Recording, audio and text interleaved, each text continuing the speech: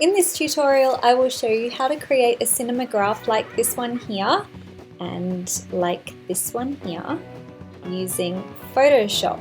So a cinemagraph is basically when you have a piece of video, but you've taken a still image from that video and you've created a mask to reveal some of the video underneath, and then that loops infinitely, so you end up with a GIF file at the end of it. So to create a good cinemagraph, you need to make sure, first of all, that you've got your tripod, your camera rather, positioned on a tripod so that it's really stable, because if your camera is shaking around, then it's just not going to work. The other thing that you need is to make sure that your subject is standing pretty still, because if they're shifting in and out of the frame when you're creating that mask, you might see, your subject shifting in the part that you have revealed. So that is no good. I was very lucky here because my subjects were standing perfectly still, but if you're working with a human, just make sure that they're standing in the one place. Alright, so when you have captured your footage, you go to Photoshop and you go File and Open, and select your film clip.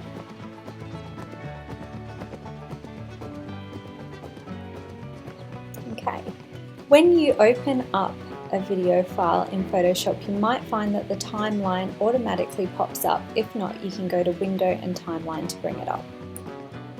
Okay, so I'm going to scrub through my footage and find a part where the cars are looping.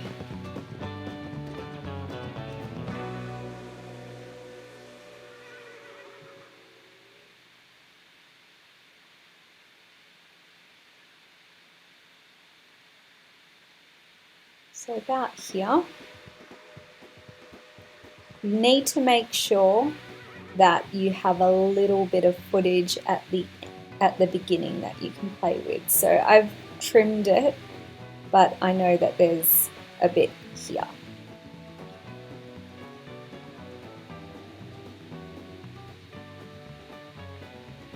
And I'm going to cut it here, when that black car drives past. Okay, so I've got a bit at the beginning and a bit at the end to play with. Now I'm going to duplicate this video group, so I'm going to click and drag that video group to my new layer. So now I've got a duplicate. I'm going to shift the underneath video right to the end, and now I'm going to drag it out so that little bit of the beginning part that we trimmed off is going to be sitting underneath there. And now I'm going to drag that so those two line up. Now this top video, I'm going to make that gradually become see-through.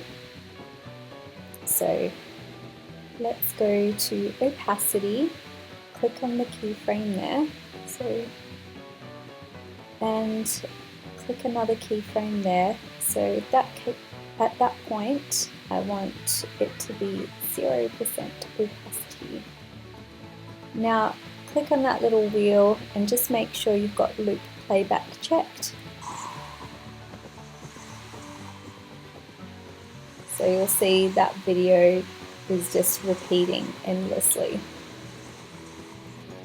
Okay, the issue is I was using a handheld camera for this one, so that top photo is just shifting ever so slightly.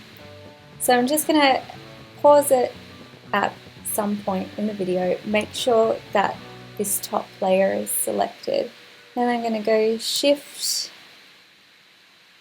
Alt, Command E, and that has just grabbed a still photograph from that point in the video. I'm going to drag that still photograph over the top and shorten it so it's the length. Now if I hit play, you'll see that there's a still photo on top of there. So we want to reveal what's underneath the photograph in these parts so I can see the cars driving past. So to do that, we're going to add a layer mask. So click on the add layer mask here. And now get your brush tool and a black brush. If you don't have your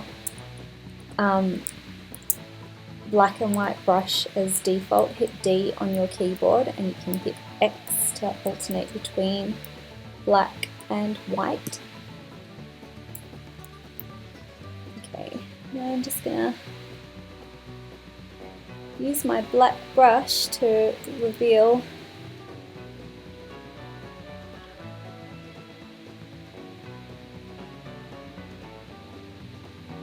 the road. I don't need anything else, it's just the road. Let's see what that looks like now.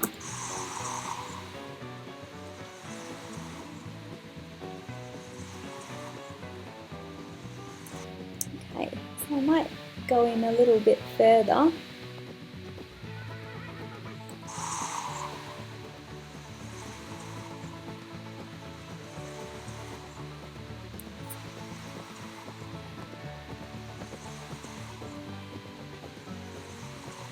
Okay, and of course if there's anything that you're not happy with, like that's still looking a little bit dodgy, I can switch to my white brush and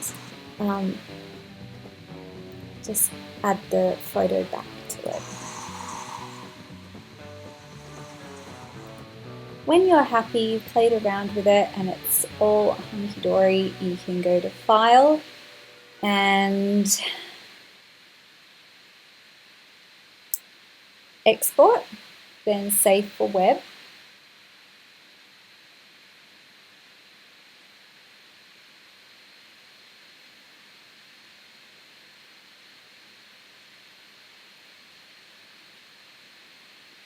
And my computer's running a little bit slow, but what you'll be doing here is exporting this as a GIF.